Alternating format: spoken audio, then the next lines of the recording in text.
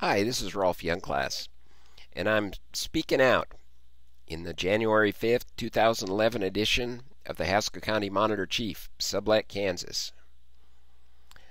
While most modern nations no longer have a monarchy or an outright dictatorship ruling them, and the concept of capitalists oppressing the downtrodden working class has long ago faded from relevance, there is still a privileged class that attempts to rule over modern nations and has largely succeeded. The privileged class I'm talking about is not one based on economic status. Rather, it is one of ideology, an ideology that is diametrically opposed to the views of mainstream America. This privileged class has attempted to rule our nation for at least the last 100 years. By gaining control of the media outlets and the educational institutions, it has been able to indoctrinate many of the people of this nation into accepting their agenda.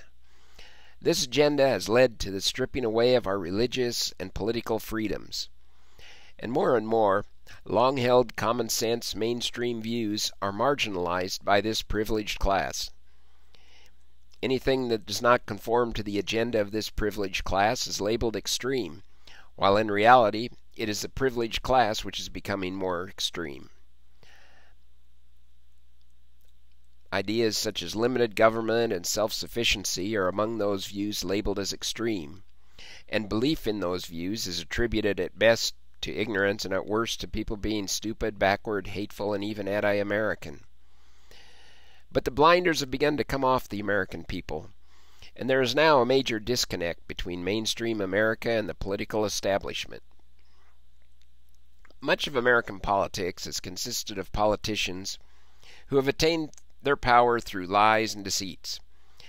Candidates are packaged by their advisors in a way to make them appeal to the largest number of voters, regardless of their true beliefs. However, in the last election campaign, we saw a major rejection of this style of politics. Many people elected in the primary elections and in the general election in November were what you see is what you get candidates, with no pretense and no hidden agenda. As newly elected officials take their place in local, county, state, and national government in the coming weeks, we will see a much different agenda being implemented than what the privileged class is accustomed to. It is important that voters stay involved in the political process to help ensure that those elected are held accountable and live up to their promises.